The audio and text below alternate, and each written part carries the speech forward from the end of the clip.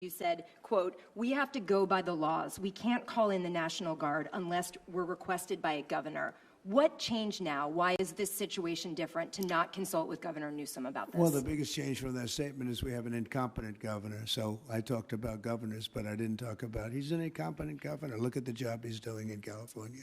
He's destroying one of our great states. And if I didn't get involved, if we didn't bring the Guard in, and we would bring more in if we needed it, because we have to make sure there's going to be law and order. You had a disaster happening, and they now admit it was a disaster. I watched the chief yesterday, who's a good man, by the way, and he said, "Well, we're lucky we did this because they were overwhelmed. You saw what was happening." So we did the right thing. Everybody agrees to that. But you have a governor who let the city burn down, didn't want water to be sent down to him. And I sent billions of gallons of water. I wanted to do it in the first term. He wouldn't do it over, I don't know, they have environmental reasons, but there were no environmental reasons.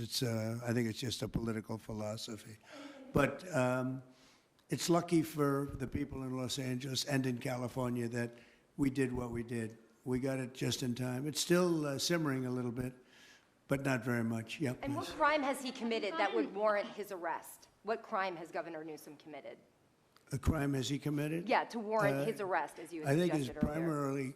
primary crime is running for governor because he's done such a bad job. What he's done to that state is like what Biden did to this country. And that's pretty bad. It's the wrong philosophy.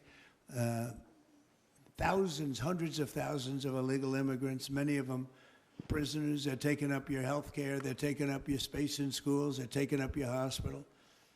And in many cases, they're criminals. And we have to do something about it. And we're doing something about it. I want to thank the incredible patriots of ICE and Tom Homan, who has been incredible, and Kristi Noem, likewise incredible. The job they're doing. And it's like an unforced error. There was no reason for this.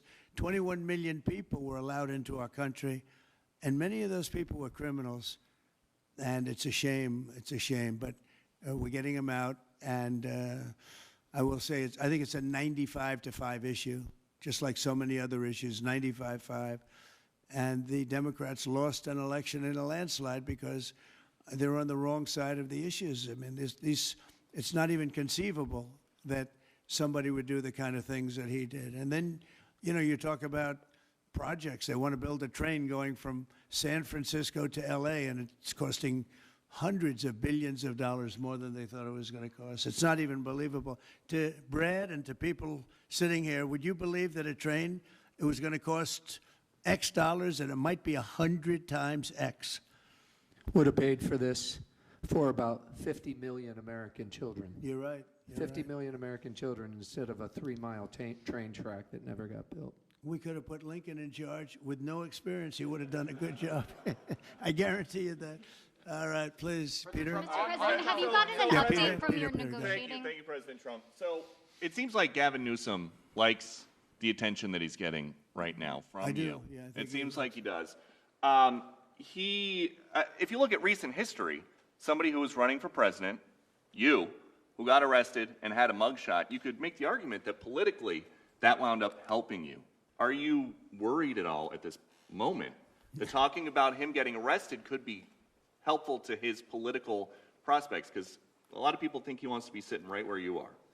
Well, in my case, it was a witch hunt, and everybody knew it. And I was able to explain that during the process. Otherwise, I wouldn't be sitting here right now. And it was a total witch hunt. It's proven to be a witch hunt, and you see what's happened. In his case, it really is very obvious. You look at what's happened between the fires, I could name 10 things right now. We talk about the trains. We talk about all of the costs in California. You talk about all of the people that are flowing in, destroying life for everyone else.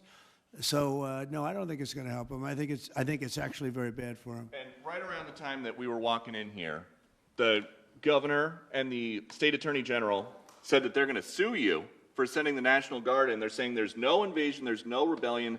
The president is trying to manufacture chaos and crisis on the ground for his own political ends. Federalizing the California National Guard is an abuse of the president's authority under law.